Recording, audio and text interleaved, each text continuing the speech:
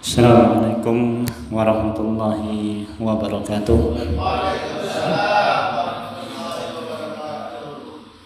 Innal hamdalillah nahmaduhu wa nasta'inuhu wa nastaghfiruh wa na'udzu billahi min shururi anfusina wa min sayyiati a'malina.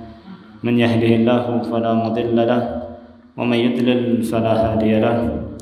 Asyhadu an la ilaha illallah wahdahu la syarika lahu wa ashhadu anna Muhammadan abduhu wa rasuluhu wa safiyuhu wa khaliluh ballagha risalah wa addal amanah wa nasaha al ummah wa jahada fillahi haqqa jihadi. Allahumma anfa'na bima 'allamtana wa 'allimna bima yanfa'una. Allahumma zidna ilma warzuqna fahma.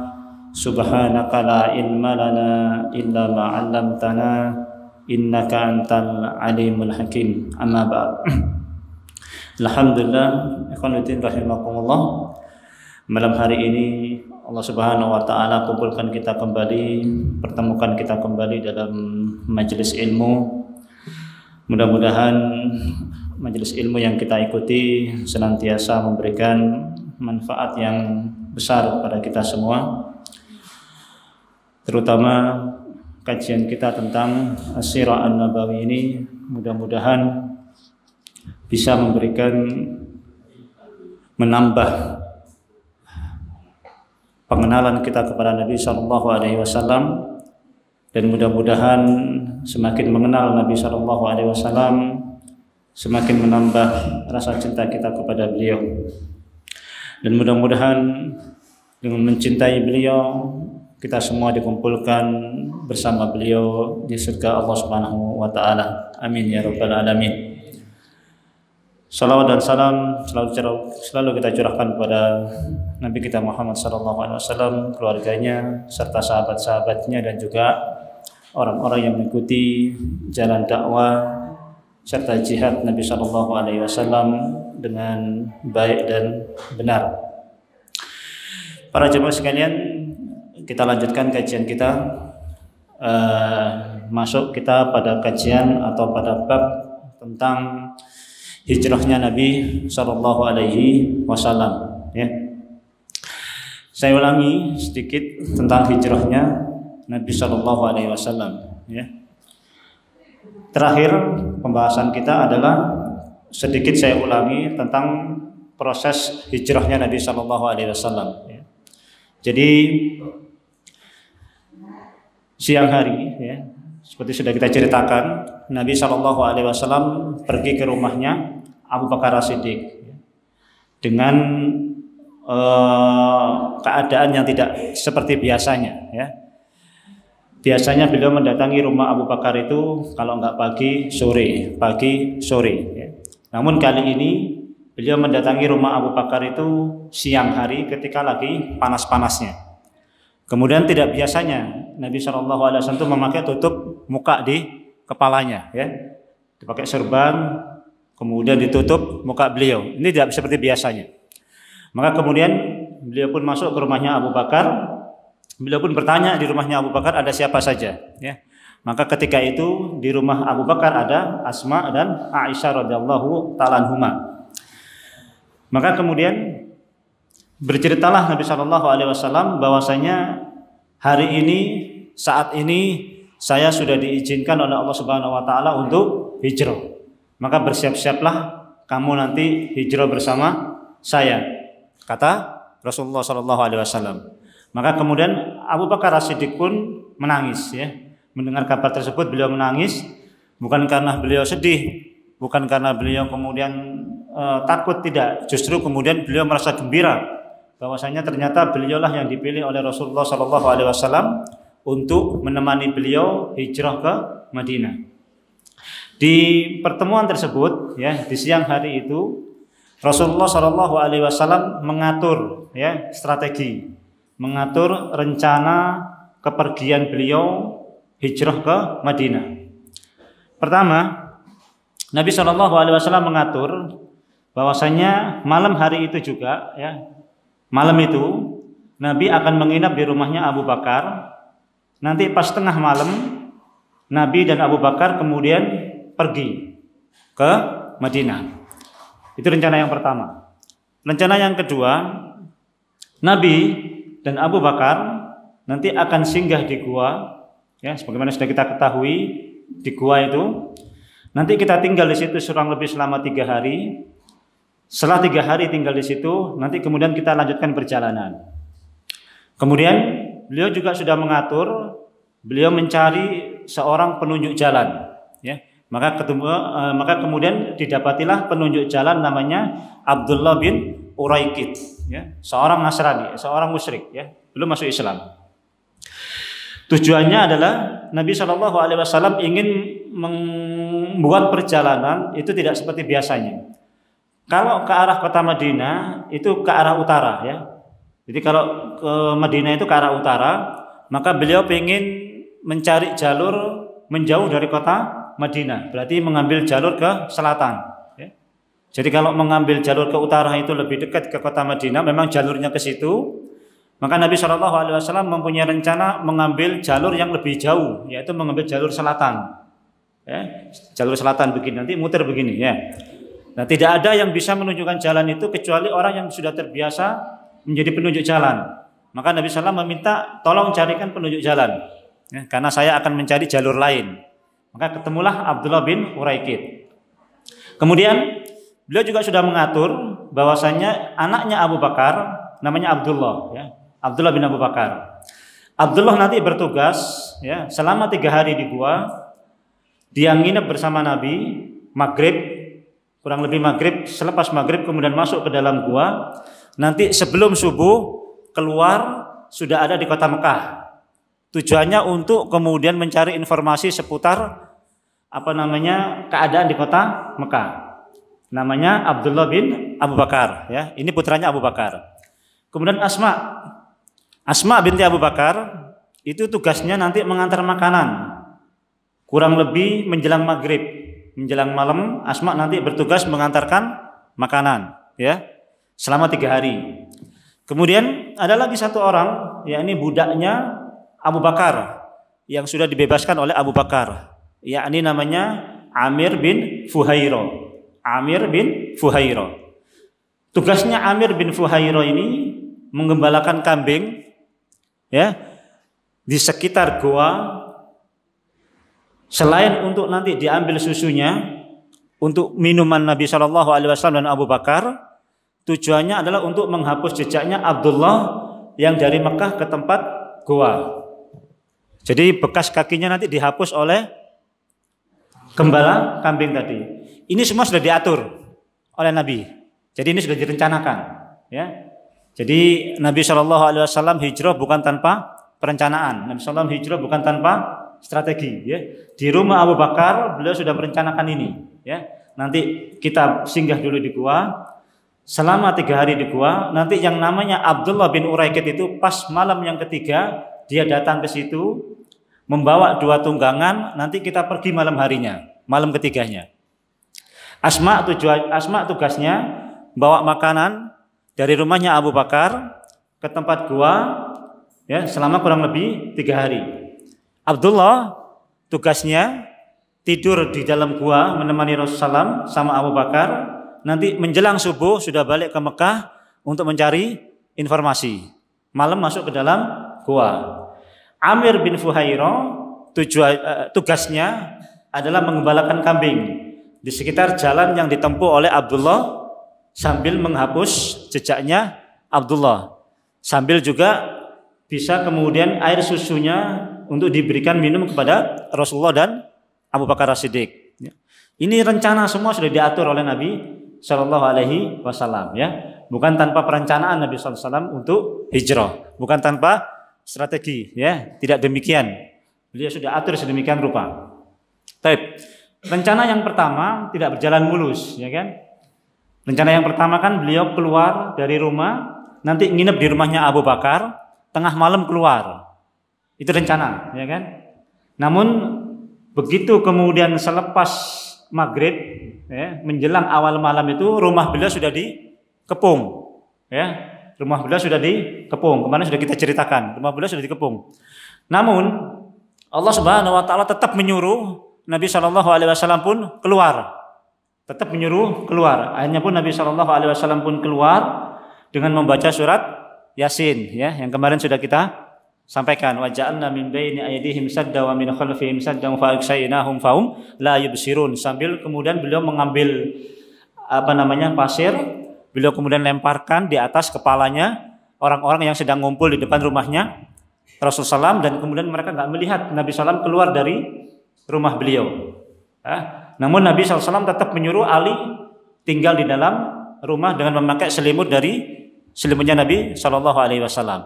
Keluar beliau, ya, langsung menuju ke rumahnya Abu Bakar As-Siddiq. Tengah malam, maka kemudian Rasulullah Shallallahu Alaihi Wasallam pun pergi bersama Abu Bakar melalui sebuah pintu, ya, yang sudah dibuat oleh Abu Bakar As-Siddiq, tapi pintu ini melalui pintu belakang, ya, bukan pintu depan rumah beliau. Melalui pintu belakang Rasulullah dan Abu Bakar kemudian keluar dari rumah beliau. Dari rumah itulah kemudian beliau nanti berdua langsung menuju ke dalam gua. Ya. Ini rencananya, ya. Paham, ya, alur ceritanya, ya. Yang pertama ada hambatan, cuman berjalan dengan lancar lah, ya. Yang kedua, gua ini nggak jauh sebetulnya, ya. Kalau gua ini dari Masjid Nabawi itu kurang lebih hampir 7 atau 8 km lah, ya. Kurang lebih segitu, ya. 7 sampai 8 km. Maka kemudian Nabi Shallallahu Alaihi Wasallam ketika kemudian beliau pergi, ya, bersama Abu Bakar, beliau kemudian berhenti sejenak, ya, memandang ke arah kota Mekah, ya, sambil beliau mengucapkan, Wallahi innaki la khairu ardillahi wa ahabbu ardillahi ilallah walaula anni ukhrijtu minki ma kharajtu, ya. Nabi Shallallahu Alaihi Wasallam kemudian melihat ke arah kota Mekah sambil kemudian beliau mengatakan, demi Allah, ya, sesungguhnya engkau wahai Mekah, ya, adalah bumi yang paling baik di antaranya bumi Allah Subhanahu wa taala. Engkau adalah bumi yang paling aku cintai di antara buminya Allah Subhanahu wa taala. Seandainya bukan karena kaumku mengusirku, aku nggak akan keluar darimu. Ya, itu perkataan Nabi Shallallahu Alaihi Wasallam ketika beliau meninggalkan kota Mekah. Itu wajar, ya. Wajar sebagai seorang yang kemudian dilahirkan di kota Mekah, ya, belum lagi beliau kemudian mengetahui bagaimana keutamaan kota Mekah, ya, maka kemudian tumbuh kecintaan beliau terhadap kota Mekah dan kemudian tumbuh kesedihan ketika beliau harus meninggalkan kampung halamannya. Itu manusiawi, ya. Bukan masalah keindahannya, tidak. Kalau dibilang kota Mekah ini apa indahnya pada waktu itu, ya, nggak ada keindahannya sama sekali, ya. Wong itu juga batu-batu, ya kan, padang pasir, tidak ada keindahannya sama sekali. Tapi memang disitulah Allah Subhanahu Wa Taala berikan kecintaan kepada negeri yang beliau lahir di situ, dan itu manusiawi, ya, manusiawi sekali, ya. Siapapun dari kita pasti juga merasakan kecintaan terhadap kampung halaman kita, ya. Baik, kita tinggalkan Nabi Shallallahu Alaihi Wasallam, ya, beliau pergi menuju ke gua, ya. Beliau pergi menuju ke gua. Sampailah kemudian beliau di dalam gua, ya. Maka kemudian Abu Bakar As-Siddiq sebelum Rasulullah Shallallahu Alaihi Wasallam masuk ke dalam gua, Abu Bakar mengatakan, ya Rasulullah, tunggu ya Rasulullah, biar saya bersihkan tempatnya, ya. Ya Rasulullah, maka ya Rasulullah hatta astabri'a lakal ghar. Ya Rasulullah, tunggu ya Rasulullah, ya. Saya mau bersihkan dulu tempatnya. Nanti setelah bersih, Anda kemudian baru masuk. Kemudian Abu Bakar membersihkan gua tersebut. Jadi gua ini kalau antum baca ini namanya ghor. Ghor itu beda dengan kahfi. Kahfi itu gua maknanya sama, ya. Ghor itu juga gua sama. Cuma kalau kahfi itu lebih besar. Ashabul kahfi, ya kan, penduduk yang tinggal di dalam gua. Sama. Cuma kalau ghor ini itu kadang-kadang cuma berupa celah batu, celah bebatuan. Jadi kalau umpama batu-batu kemudian ada celahnya yang bisa dimasukin orang, itu namanya ghor. Ya. Sama kayak ini. Ghor ini itu letaknya, jadi ini padang pasir, ya. Ini padang pasir, ya. Nanti di agak ke bawah itu ada kayak semacam cekongan-cekongan, apa namanya, celah-celah batu begitu. Masuk ke situlah Nabi Shallallahu Alaihi Wasallam. Ya, bukan kemudian guanya itu besar, bukan. Ya, masuklah ke situ Nabi SAW. Di bawah begitu tempatnya. Bukan kemudian dia menonjol kelihatan begitu, enggak. Itu namanya kahfi itu namanya ya. Kalau itu namanya kahfi. Kalau gor itu hanya sekedar celah-celah lubang yang bisa dimasuki oleh 1 atau 2 orang maksimal, ya kan? Masuk ke situ. Kemudian tinggallah Nabi Shallallahu Alaihi Wasallam di situ kurang lebih nanti selama 3 hari ya. Setelah dibersihkan oleh Abu Bakar, kemudian Rasulullah pun masuk. Ya. Taib. Sementara Nabi Shallallahu Alaihi Wasallam tinggal dulu di dalam gua bersama Abu Bakar. Ya. Abu Bakar meninggalkan putrinya, ya, yaitu Asma dan Aisyah radhiyallahu ta'ala anhuma. Pada waktu itu Abu Bakar As-Siddiq itu membawa semua hartanya, ya. Abu Bakar As-Siddiq membawa semua hartanya. Jadi di rumah itu nggak ditinggalin harta, ya. Jadi di rumah itu nggak ditinggalin harta sama Abu Bakar As-Siddiq. Sama Abu Bakar semuanya dibawa oleh Abu Bakar untuk bekal perjalanan dan diinfakkan kepada Nabi Shallallahu Alaihi Wasallam.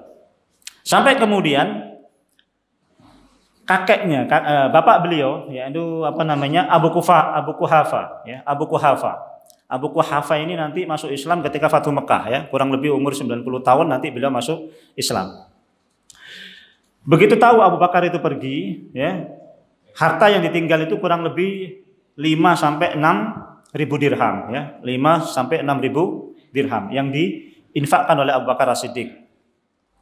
Maka kemudian Abu Bakar ini punya satu, apa namanya, di rumah beliau itu beliau punya satu tembok, ya, yang tembok itu dilubangin.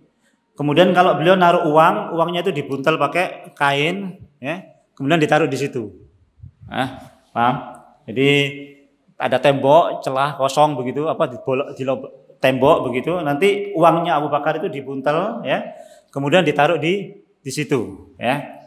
Nah, maka kemudian itu kebiasaannya Abu Bakar, begitu ya.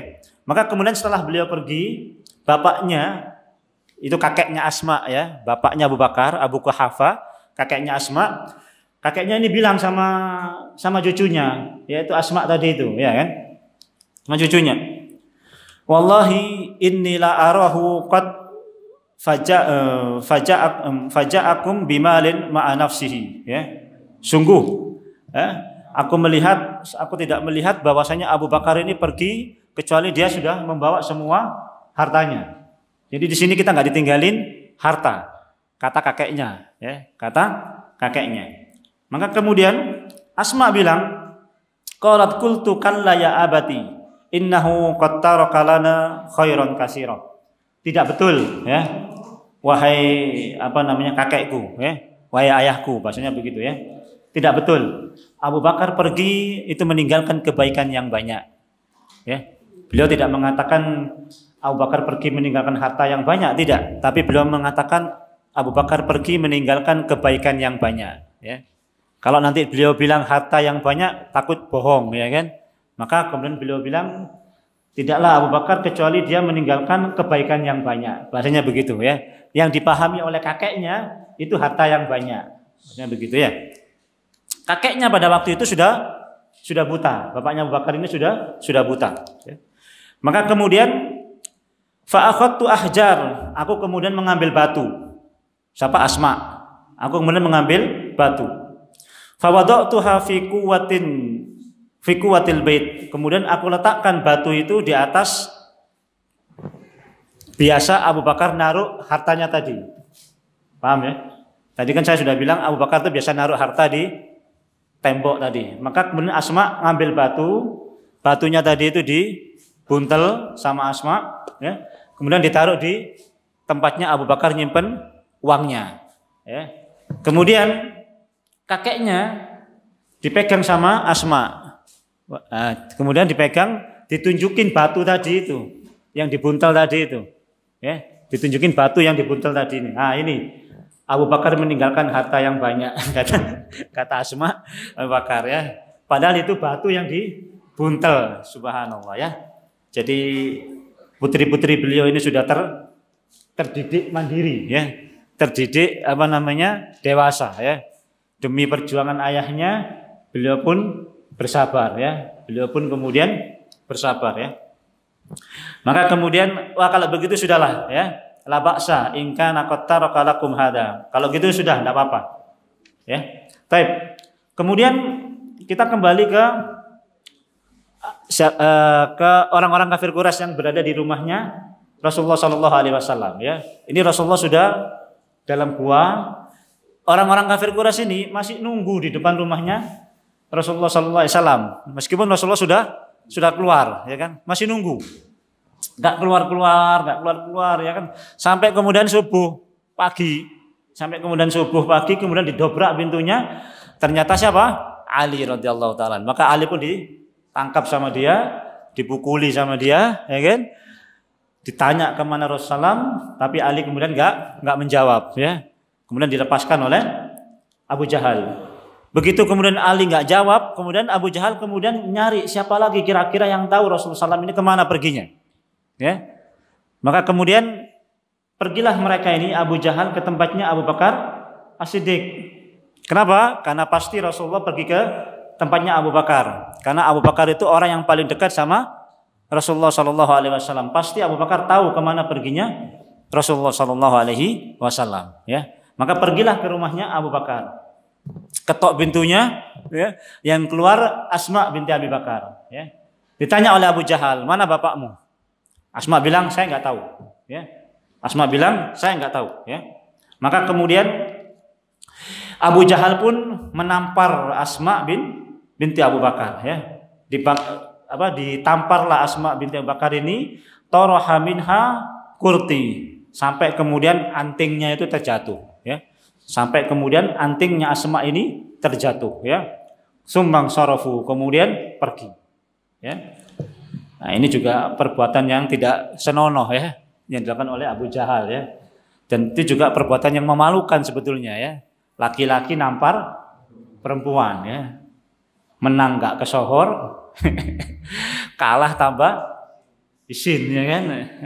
Ini dilakukan oleh Abu Jahal. Abu Jahal ini sudah gelap mata, sudah emosinya sudah nggak bisa berpikir sehat. Perempuan pun ditampar sama dia. Padahal pada waktu itu aib menampar perempuan itu, ya kan? Karena bukan ininya, bukan lawannya yang namanya perempuan itu, ya kan?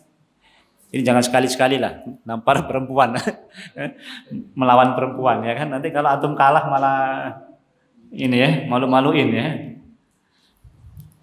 Taib, ditampar itu, kemudian pergi ya Abu Jahal. Maka kemudian setelah kemudian pergi, ya, Abu Jahal kemudian pergi, barulah kemudian Abu Jahal membuat satu pengumuman, ya, membuat satu sayembara, bahwasanya siapa yang berhasil menemukan Rasulullah maupun Abu Bakar, diberilah kemudian 200 ekor unta. 200 ekor unta. Satu ekor unta itu berapa? Kalau zaman sekarang mungkin 20 jutaan ya. Ya. Hah? Sapi aja sampai berapa? 25, ya kan? Unta lebih mahal lagi tentu, ya kan? Ambillah 30.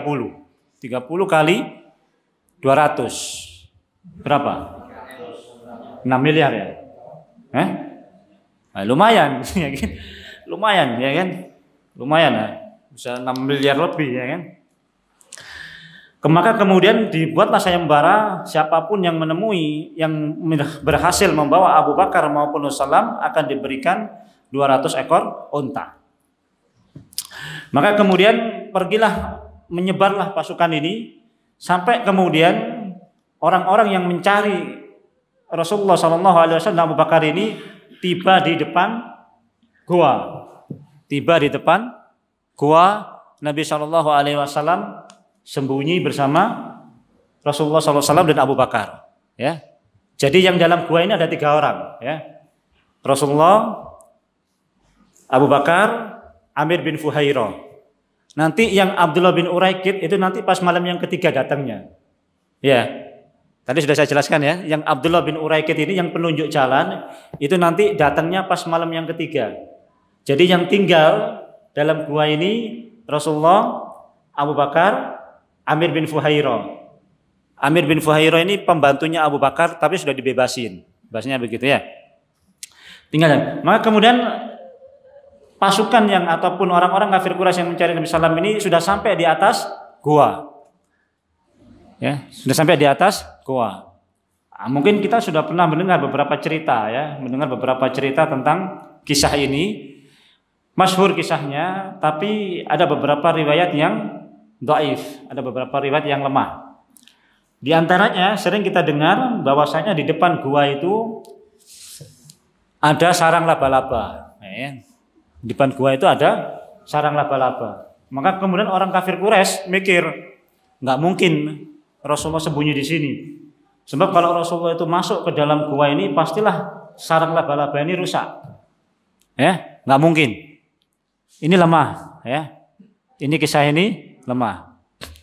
Kemudian ada lagi juga kisah bahwasanya di depan mulut gua itu Allah kemudian perintahkan tumbuhan untuk tumbuh. Jadi di situ ada tumbuh-tumbuhan, apa istilahnya? Tumbuh-tumbuh, apa? Tumbuh-tumbuhan. Maka nggak mungkin kalau di depan kemudian ada tumbuh-tumbuhan, ya kan? Pasti nggak mungkin masuk situ.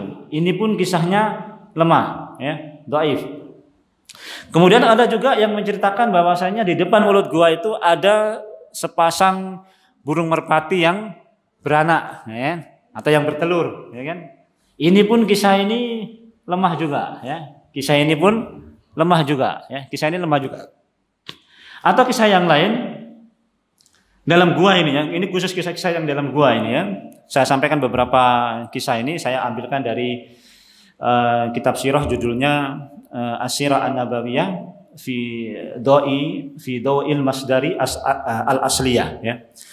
Sirah Nabawi berdasarkan sumber-sumber yang asli, ya. Jadi itu yang beberapa, ya. Kemudian ada lagi kisah dalam gua ini yang lemah juga. Kisah itu adalah ketika orang-orang kafir Quraisy ini sudah di atas mulut gua, ya. Maka Nabi Abu Bakar kemudian mengatakan, ya Rasulullah, kalau mereka melihat ke arah bawah kakinya, pasti mereka melihat kita. Maka Rasulullah bilang apa? Kalau mereka nanti melihat kita, kita pindah ke sana. Ya. Maka kemudian Abu Bakar pun melihat ke arah yang ditunjuk oleh Rasulullah SAW. Di situ kemudian ada lubang, ya, yang kemudian keluar cahaya, yang di situ kemudian nampak lautan, sudah ada kapalnya. Pernah dengar? Mungkin nggak dengar, ya? Nggak dengar, ya. Tapi ini ada dalam buku-buku sirah, ya. Jadi begitu masuk, lihat dalam gua itu sudah ada lautan luas, kemudian di situ ada kapalnya yang siap membawa Rasulullah dan Abu Bakar hijrah. Nah, ini pun kalau toh nanti selalu dengar cerita kayak begini, ini pun kisah yang lemah juga, ya. Atau kisah juga dalam gua itu bahwasanya Abu Bakar ini kehausan, ya. Abu Bakar ini kehausan, kemudian Nabi SAW bilang, minumlah dari sana. Kemudian Abu Bakar kemudian pergi menuju ke dalam gua itu yang ditunjuk oleh Rasulullah. Kemudian beliau minum air yang rasanya itu manisnya melebihi madu, ya kan? Putihnya melebihi susu. Ini pun kisah ini pun lemah juga, ya. Kisah ini pun lemah. Yang sahih nggak ada apa-apanya, ya.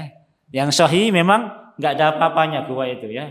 Seperti yang saya terangkan tadi, itu memang hanya tepungan saja, apa? Kelokan saja, ya. Celah saja yang kemudian bisa dimasukin oleh orang, ya. Hah? Iya, masuk ke dalam, ya.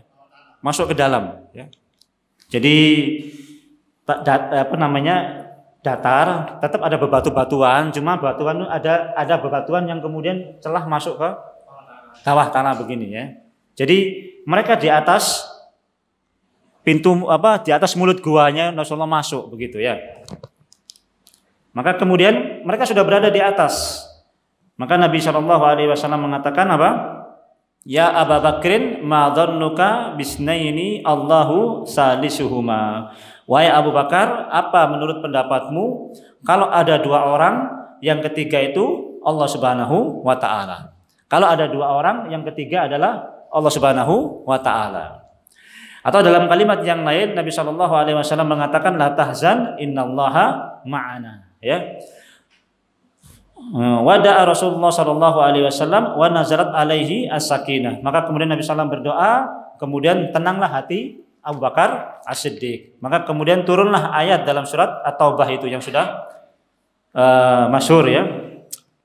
illa tansuruhu faqad nasarahu Allahu id akhrajahu alladziina kafaru saniyasnaini id huma fil ghar id yaqulu li sahibihi la tahzan innallaha ma'ana. Ya.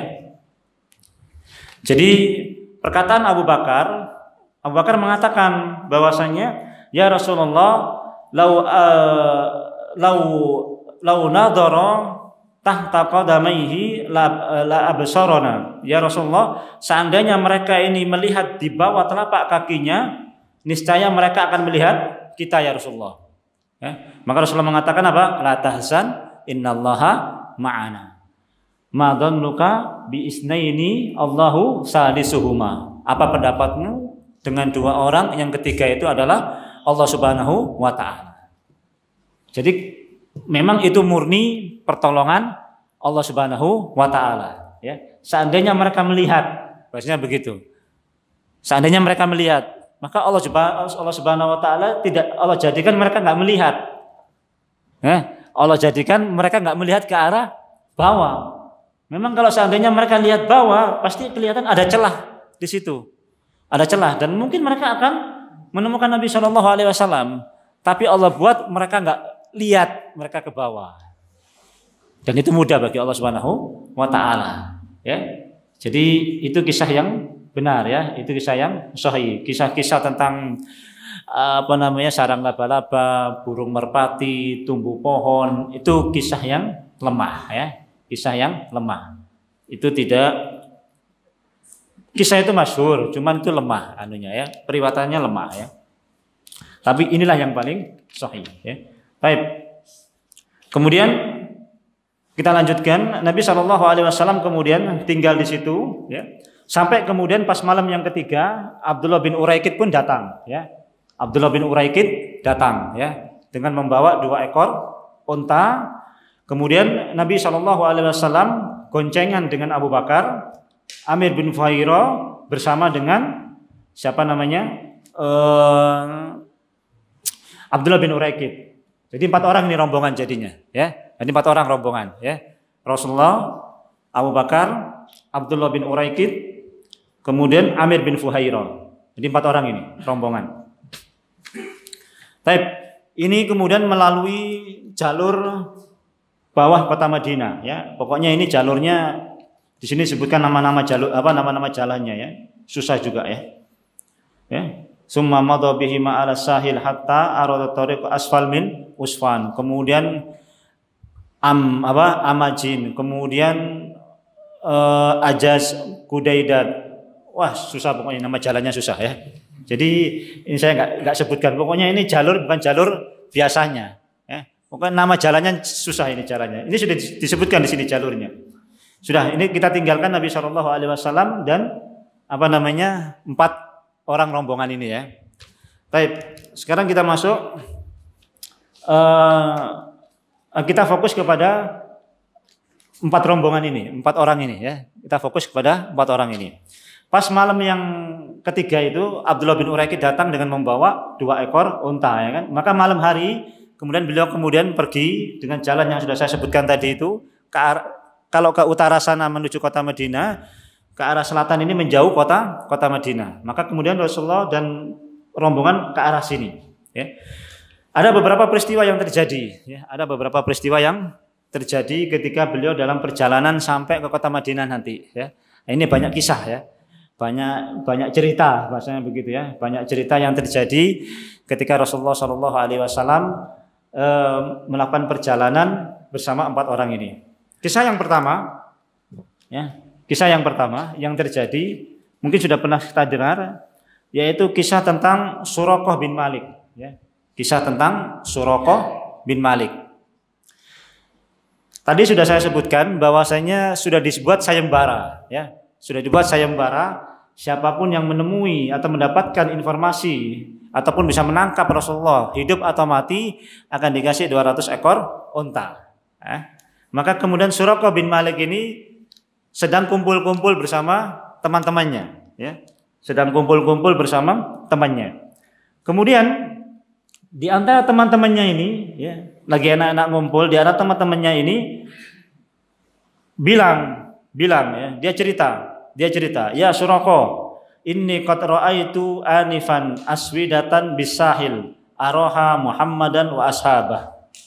Wahai Suraqah, barusan ini ya, saya melihat ada rombongan ya, ada rombongan beberapa orang ya yang saya lihat itu kayaknya Muhammad dan rombongannya. Pak maksudnya ini lagi duduk-duduk ya, lagi ngopi lah, lagi apa begitu kan? Lagi ngopi, lagi apa begitu kan? Kemudian salah seorang itu bilang, "Wahai Suraqah, tadi saya tuh lihat rombongan ya. Dan menurut saya rombongan itu rombongannya Muhammad itu kayaknya." Nah, kemudian Suraqah bilang apa? Suraqah bilang,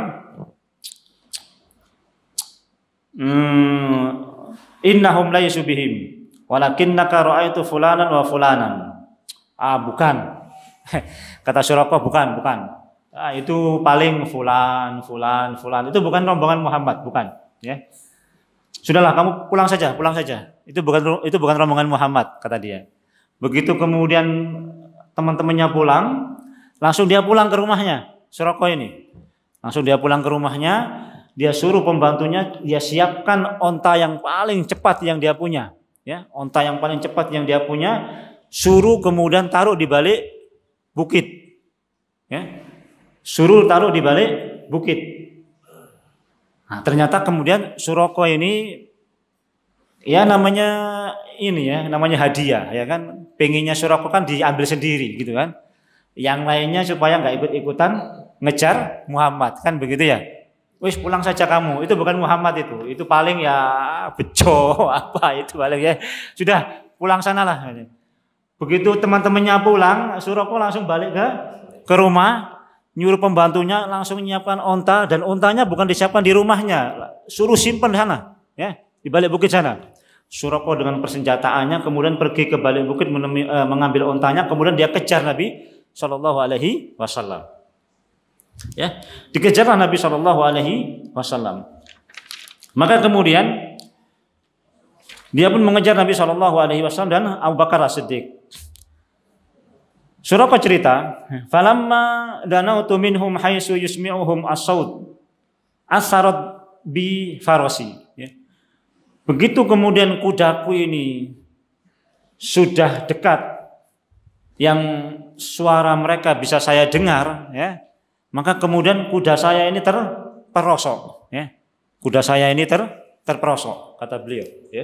Kuda saya ini terperosok. Fakumtu fa'ahwaitu biyadi ila kinanati fastakhrajtu minha al-azlam. Kemudian aku bangun kemudian aku ambil anak panah, ya.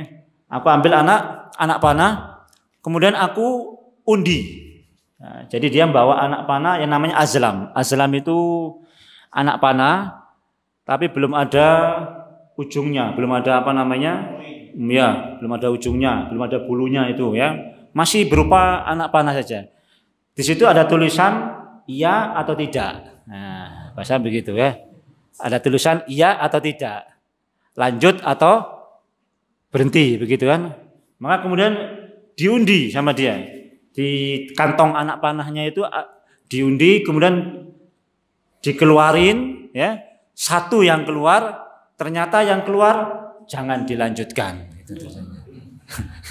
Jadi kan kudanya jatuh tadi kan, kudanya jatuh, dia ngambil undian. Saya ingin tahu ini, itu sudah kebiasaan orang dulu, ya, kebiasaan orang-orang jahiliyah dulu. Kalau dia mau bepergian, kalau dia mau usaha apa dan lain sebagainya, mau nyewa tempat di sini atau mau jalan ke sana, itu dia ngambil azlam tadi, dia undi. Ke sana itu, kalau saya ke sana iya atau tidak. Kalau kemudian yang keluar undian itu iya, berarti di sana itu lancar berarti di sana. Kalau undiannya yang keluar enggak, berarti di sana enggak lancar, jangan dilanjutkan. Dan itu tidak boleh, ya. Sekali lagi itu tidak boleh mengundi nasib dengan undian. Tidak ada itu begitu, ya. Tidak boleh. Semua yang namanya kecelakaan maupun manfaat itu datangnya dari Allah Subhanahu wa taala, tidak berdasarkan undian apapun, ya. Juga tidak berdasarkan tanggal-tanggal apapun juga tidak, ya. Tanggal 13 celaka, tanggal 15 untung, tanggal 17 ya kan, tidak demikian, ya, tidak demikian. Hari-hari baik ada, Ya, tanggal-tanggal baik juga ada. 13, 14, 15 itu tanggal baik, ya kan? Ya. Kenapa? Karena puasa Ayyamul Bid, ya, 13, 14, 15, ya. Kemudian dia ambil dadu, ambil undian tersebut, yang keluar adalah jangan dilanjutkan, ya. Adurruhum amla, lanjut apa enggak? Kemudian yang keluar jangan lanjut. Namun dia bilang apa? Wa asaitu al-azlam. Saya enggak turuti undian itu. Saya enggak turuti undian itu. Jadi dia langgar sendiri, keyakinan dia langgar sendiri. Padahal keyakinan mereka orang-orang jahiliyah itu dia harus mengikuti undian tersebut. Itu harus, itu keyakinan mereka. Meskipun itu keyakinan syirik ya. Keyakinan syirik ya. Tapi mereka itu pasti mengikuti keyakinan itu. Namun kali ini dia langgar keyakinannya. Demi apa? Demi hadiah 6 miliar ya kan. Wis enggak peduli akidah, yang penting 6 miliar dapat ya kan. Nah itu di zaman sekarang begitu ya, enggak peduli akidah, yang penting 6 miliar dapat ya kan. Suroko demikian, enggak peduli akidah, wis. Akidahnya mesti dia nuruti undian tadi, jangan dilanjut. Tapi dilanjut sama dia ya. Lanjut dia kejar lagi Nabi Shallallahu alaihi wasallam. Farafatu tuqarribu bi hatta idza danautu minhum. Kemudian saya kejar lagi Nabi Shallallahu alaihi wasallam. Kemudian begitu dekat, kira-kira jaraknya itu 2 atau 3 anak panah, kuda saya jatuh lagi. Ya. Kuda saya jatuh lagi. Fakumtu. Kemudian saya bangun lagi. Kemudian saya ambil lagi anak panah tadi itu. Kemudian saya kocok lagi panah tadi itu ya. Saya kocok lagi panah tadi itu. Kemudian yang keluar jangan dilanjut. Jangan dilanjut yang keluar. Terus saya bilang, apa ini lanjut? Dia tinggalkan lagi akidahnya ya. Demi 6 miliar ya. Demi 6 miliar dia langgar akidahnya. Dia kejar Nabi Shallallahu alaihi wasallam. Dia kejar lagi Nabi Shallallahu alaihi wasallam ya. Sampai kemudian Abu Bakar itu noleh ke arah Suraqah terus Abu Bakar itu, karena beliau yang ngawal. Jadi Abu Bakar ini jalan bersama Nabi itu kadang di samping kanan, kadang di depan, kadang di samping kiri, kadang di belakang. Subhanallah, enggak berhenti-berhenti Abu Bakar ini mengamati, menjaga Nabi Shallallahu alaihi wasallam ya. Kadang beliau di depan kalau umpama khawatir ada apa-apa, kadang beliau di belakang kalau kira-kira aman, kadang-kadang beliau di samping kanan, kadang-kadang beliau di samping kiri, ya kan? Nah, begitu lihat Suraqah, Suraqah itu lihat, Abu Bakar itu lihat. Nabi terus berjalan sambil ngaji terus. Ya. Nabi berjalan sambil ngaji terus, ya, baca Quran terus. Abu Bakar lihat Suraqah terus ke belakang ini, itu sudah dekat ini, jatuh lagi. Lihat udah dekat, jatuh lagi, ya kan? Terus begitu, ya kan? Subhanallah ya. Maka kemudian Rasulullah Shallallahu alaihi wasallam mengatakan kepada Abu Bakar ya, ya Rasulullah, hadza talabu qad lahiqana. Ya Rasulullah, ini orang yang ngejar kita ini bisa menyusul kita. Nabi SAW bilang apa? La tahzan, innallaha ma'ana ya. Jangan sedih ya Abu Bakar ya. Allah bersama kita ya. Kemudian sampailah dekat, betul-betul dekat dengan Nabi Shallallahu alaihi wasallam, maka Nabi pun berdoa, Allahumma kfinahu bima syi'ta. Ya Allah, berhentikanlah dia dengan caramu ya Allah. Kemudian dia jatuh untuk yang ketiga kalinya, maka kemudian dia enggak mengundi lagi. Kemudian dia memanggil Nabi Shallallahu alaihi wasallam, wahai Rasulullah, pergilah, sesungguhnya aku tidak akan mengganggumu. Maka kemudian kuda ataupun tunggangan tadi yang dipakai oleh Suraqah tadi, begitu tidak ada niat buruk, enggak jatuh kudanya tadi, kendaraannya tadi itu, ya. Karena niatnya sudah mau menolong Nabi, maka kemudian enggak jatuh lagi, ngejar Nabi enggak jatuh lagi, ya. Sampai kemudian bertemu dengan Nabi Shallallahu alaihi wasallam, ya. Ada kisah atau hadis, beberapa cerita yang dhaif mengenai kisah Suraqah ini, ya. Ini ada di beberapa cerita ada, termasuk disampaikan oleh beberapa ustadz, disampaikan bahwasanya Nabi Shallallahu alaihi wasallam itu pernah, riwayat yang dhaif bahwasanya Nabi Shallallahu alaihi wasallam ini mengatakan Qala lahu kaifa bika idza labista siwara Kisra. Ya. Wahai Suraka, apa pendapatmu kamu kalau nanti kamu ini memakai gelangnya Kisra? Pernah dengar? Nah, ini disampaikan oleh beberapa ustadz yang menyampaikan tentang kisah sirah. Ya, kisah ini, hadis ini dhaif kisah ini. Wahai Kisra, maukah kamu suatu saat kamu nanti memakai gelangnya Kisra? Ya, meskipun nanti Kisra itu ditaklukkan oleh zamannya Umar bin Khattab. Ya, jadi Kisra itu punya harta rampasan Kisra itu Persia, ya. Itu ada yang namanya permadani, ya. Permadani itu kalau kemudian dibuka, ya, permadani itu dibuka, ya, itu kayak ada taman-taman, ya, yang kalau dia duduk di situ serasa tinggal di taman, ya. Paham? Kayak 3 dimensi begitu, ya, kayak 3 dimensi begitu. Jadi kalau pas lagi musim panas atau lagi apa, nanti dia gelar, nanti raja itu tinggal di situ. Ya. Belum lagi gelang-gelangnya Raja Kisra itu. Hartanya banyak pada waktu itu. Nah, salah satunya adalah kisah nanti Umar ini memakaikan gelangnya Kisra ini di Suraka bin Malik ini. Ya. Nah, tapi itu adalah riwayat yang dhaif. Itu riwayat yang dhaif. Meskipun nanti Suraka ikut dalam penaklukan Kisra itu, ya. Baik, itu kisah Suraka. Maka kemudian Suraka pun menemui Nabi Shallallahu Alaihi Wasallam, ya Rasulullah, saya nggak akan mengganggumu, ya. Kemudian Rasulullah SAW bilang apa? Sudahlah kalau begitu, ya, kamu bilang saja. Kalau begitu kamu balik, ya, ke Mekah, bilang kamu nggak menemui siapa-siapa, ya. Bilang bahwasanya nggak ada orang, ya. Muhammad dan rombongan itu sudah nggak ada di sekitar sini lagi, sudah percuma kalian mencari Muhammad dan teman-temannya.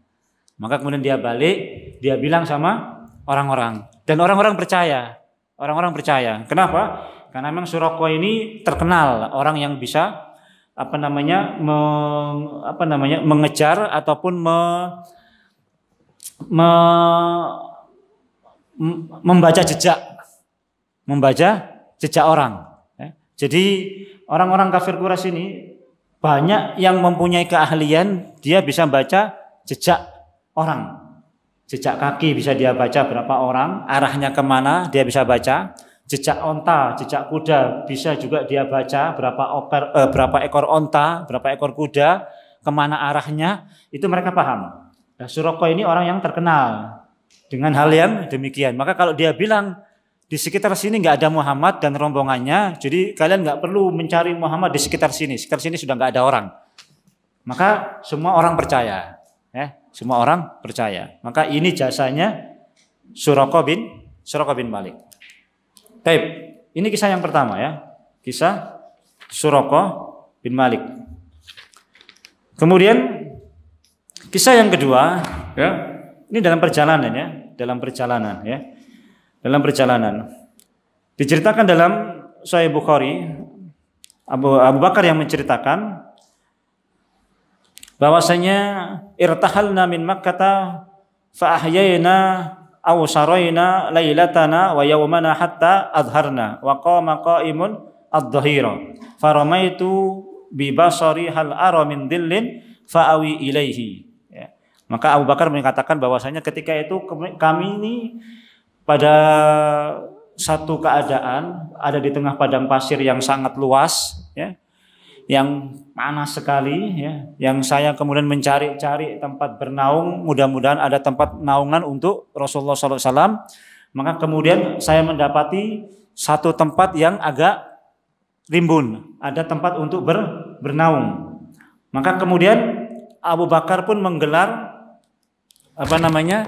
beliau pun kemudian menggelar ini selimutnya atau menggelar kainnya. Maka kemudian beliau menyuruh Nabi Shallallahu Alaihi Wasallam pun untuk berbaring di situ. Dan Abu Bakar menjaga beliau, ya. Jadi beliau menyuruh Rasulullah SAW kemudian tidur berbaring di situ, Abu Bakar kemudian menjaga beliau keliling ke sana kemari, lihat sana lihat sini, sementara membiarkan Nabi SAW kemudian istirahat. Ya, subhanallah ya. Ini kisah perjuangan Abu Bakar As-Siddiq yang memang luar biasa dalam mengawal Nabi SAW. Ini betul-betul ngawal ini. Ya, Rasulullah tidur, beliau yang jaga. Ini kalau kita kebalikan kadang-kadang ya kan, yang ngawal yang tidur ya kan. Ini. Subhanallah ini ya. Ini Abu Bakar ini memang luar biasa ya. Jadi tidurlah Nabi Shallallahu Alaihi Wasallam. Kemudian ketika Nabi Shallallahu Alaihi Wasallam tidur, Abu Bakar pun melihat ada seseorang mengembalakan kambing. Ada seseorang mengembalakan kambing. Maka Abu Bakar pun bertanya, liman anta ya gulam, siapa kamu wahai anak muda? Faqala li rajulin min Quraisyin sammahu fa'araftuhu. Saya dari orang Quraisy ya. Saya dari Quraisy ya. Dan Abu Bakar pun sebetulnya tahu nama itu ya, nama yang disebutkan tadi itu ya. Faqultu hal fi ghanamika min laban. Ada enggak susunya dari kambing-kambing yang kamu punya itu? Qala na'am. Fakultu fal anta halibun lana, bisa kamu perah enggak untuk kami? Qala na'am. Fa amartuhu, maka kemudian aku pun memerintahkan dia untuk memerah apa namanya? Susu tersebut. Maka kemudian susu pun diperas. Kemudian Abu Bakar, saya pun mau memberikan kepada Nabi Shallallahu Alaihi Wasallam susu tadi itu. Begitu saya lihat Nabi Shallallahu Alaihi Wasallam sedang tertidur pulas, ya, sedang tertidur pulas. Maka kemudian Abu Bakar pun nggak berani meminum susu tersebut. Maka kemudian beliau pun tunggu sampai Nabi SAW pun bangun. Ya, tunggu sampai Nabi SAW pun bangun. Ya, sampai kemudian terbangun, Nabi SAW pun kemudian dikasih susu tersebut. Maka kemudian Nabi SAW pun meminum susu tersebut. Ya, meminum susu tersebut. Maka kemudian kisah yang selanjutnya ada lagi kemudian ya, setelah berjalan sedemikian rupa, ada lagi kemudian seorang yang juga penggembala kambing ya, seorang yang penggembala kambing bertemu dengan Nabi Shallallahu Alaihi Wasallam ya, dan Abu Bakar As-Siddiq. Maka kemudian Abu Bakar dan Rasulullah minta air susunya ya, minta air susunya ya. Maka kemudian penggembala ini bilang, ya saya tidak punya susu, kambing-kambing saya ini kurus-kurus, ya, susunya nggak ada yang keluar, ya. Jadi ini kambing-kambing yang kurus, ya. Maka kemudian Nabi Shallallahu Alaihi Wasallam pun menyuruh penggembala tadi itu membawa kambingnya, ya, bawa sini kambingmu, kata Nabi Sallam, ya, bawa sini kambingmu. Maka wa masaha dora'aha, maka Nabi SAW pun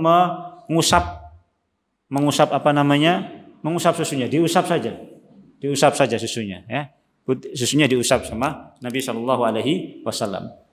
Maka kemudian meminta Abu Bakar mengambil apa namanya, baskom, apa namanya, bejana. Ambillah baskom, kemudian disuruh merah susunya, perah keluar susunya, ya. Abu Bakar minum, yang punya kambing minum, Rasulullah pun minum, rombongan minum dan sebagainya, semuanya minum air susu tersebut. Padahal sebelumnya kambing itu kurus, nggak keluar susunya. Begitu diusap oleh Nabi Shallallahu Alaihi Wasallam, langsung keluar susunya. Ya, itu diantara mukjizat Nabi Shallallahu Alaihi Wasallam. Ya, maka kemudian penggembala ini pun masuk Islam. Ya, maka gembala ini pun masuk Islam. Maka kemudian dia bilang sama Nabi Shallallahu Alaihi Wasallam, dia bilang kepada Nabi Shallallahu Alaihi Wasallam, faqala ar-ra'i fa ashhadu innaka nabiyyun. Saya bersaksi bahwasanya kamu ini nabi. Wa ashhadu anna ma ji'ta bihaqqun. Dan aku bersaksi bahwasanya apa yang kamu bawa itu adalah yang hak. Wa innahu la yaf'alu ma fa'alta illa nabiyyun wa ana muttabi'uk.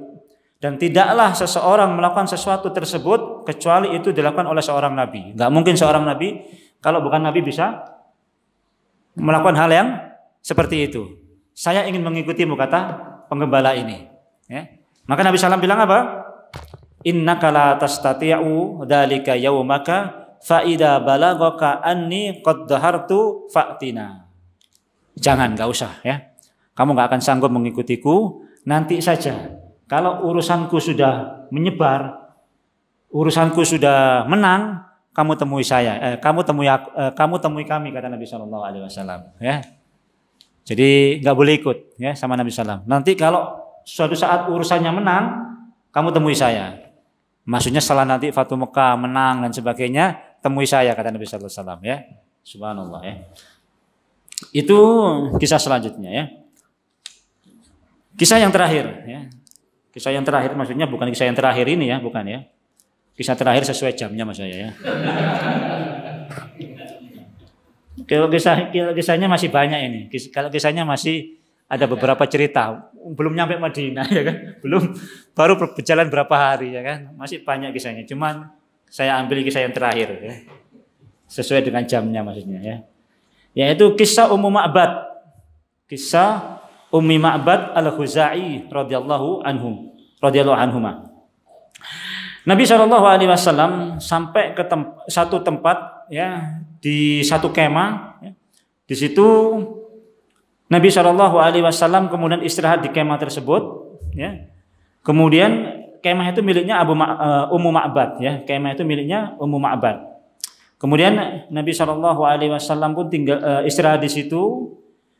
Kemudian Nabi SAW melihat kambing-kambing di sebelah kemah ya. Sebelah kemahnya Ummu Ma'bad. Maka Nabi SAW mengatakan, mahadhihi syatu ya Umma Ma'bad, ini punya syat itu anak kambing ya, bukan ghanam ya. Kalau ghanam itu kambingnya, kalau syat itu anak kambingnya, begitu ya, kambingnya. Syatun khallafaha jahdu anil ghanam ya. Ya ini anak kambing, hal bihamil laban, dia punya susu enggak? Hiya ajhadu min dalik. Dia enggak punya susu itu. Apa? Kambing itu enggak punya susu ya Rasulullah. Ata'danina li an ahlibaha. Bolehkah aku minta izin untuk memerah susunya? Padahal Ummu Ma'bad sudah bilang itu kambing enggak ada susunya ya. Nabi kemudian minta izin, boleh enggak saya kemudian memerah susunya ya.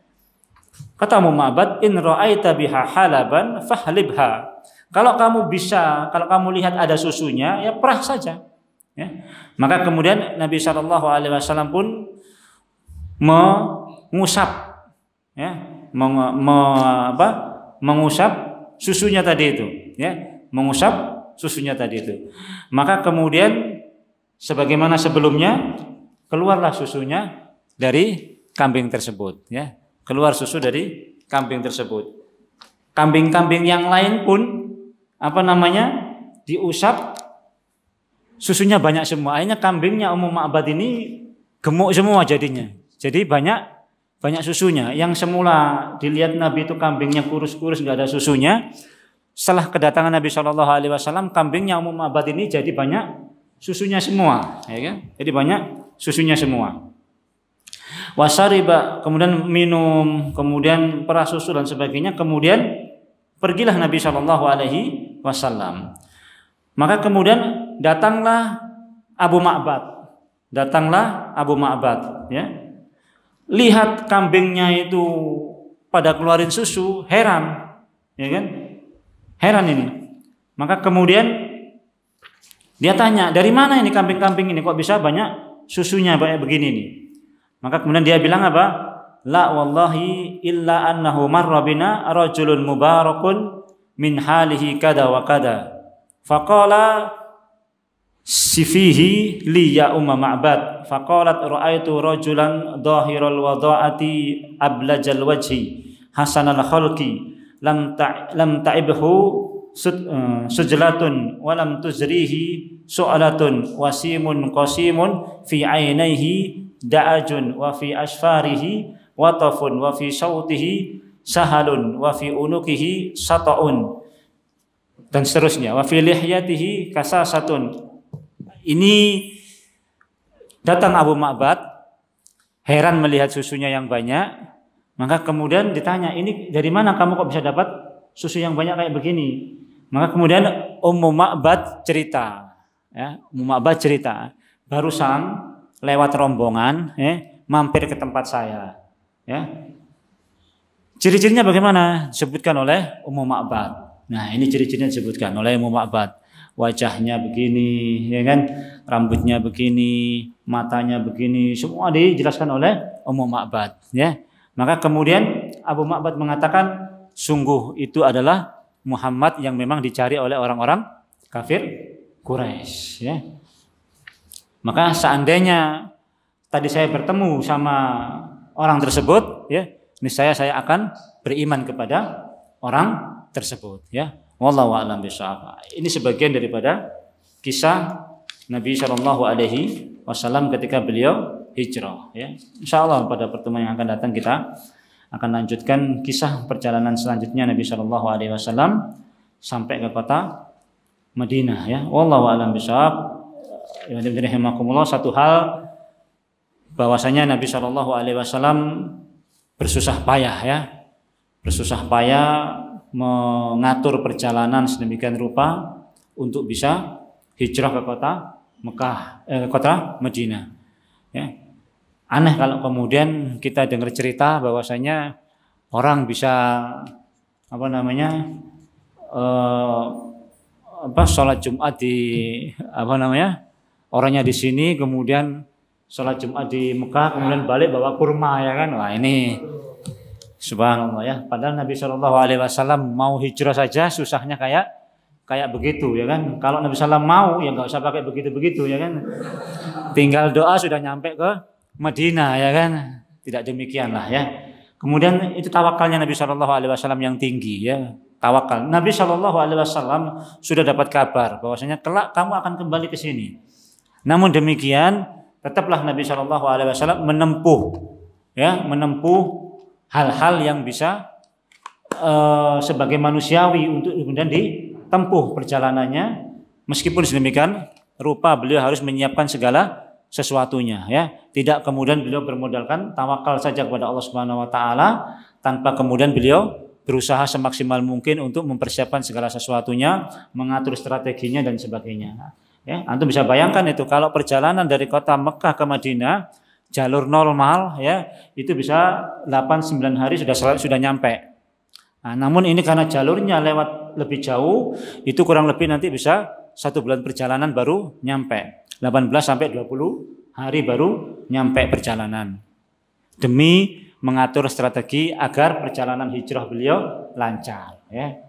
Tidak pakai ilmu yang sudah harus nyampe ke Madinah sekali kedip sudah nyampe kota Madinah, tidak demikian, ya. Wallahu a'lam bishawab. Ini pelajaran yang penting bagi kita untuk kemudian kita berusaha semaksimal mungkin, barulah kemudian kita berdoa kepada Allah Subhanahu wa taala, tawakal kepada Allah Subhanahu wa taala, menyerahkan segala urusannya kepada Allah Subhanahu wa taala. Kemudian kita tidak mempercayai sesuatu yang menyelakakan kita dan memberikan manfaat kita itu dengan undian-undian seperti yang saya sebutkan tadi, ya. Atau suara-suara, umpama ada suara burung lah atau apa, ya kan, mungkin di atas rumah, kita mau keluar rumah kemudian ada burung bunyi, ya, cuit, ya. Wah, bahaya, nggak jadi keluar, ya kan. Tidak demikian, ya. Mudarat, manfaat, ya, kecuali semuanya datangnya dari Allah Subhanahu wa taala. Bismillah tawakkaltu 'ala Allah, la haula wala quwata illa billah. Kita keluar rumah, insyaallah Allah Subhanahu wa taala lindungi kita semua, ya. Aqulu qouli hadza, astaghfirullah li kulli dzamb, fastaghfiruhu innahu wal ghafurur rahim. Subhanakallahumma wa bihamdika asyhadu an la ilaha illa anta astaghfiruka wa atubu ilaik. Assalamualaikum warahmatullahi wabarakatuh.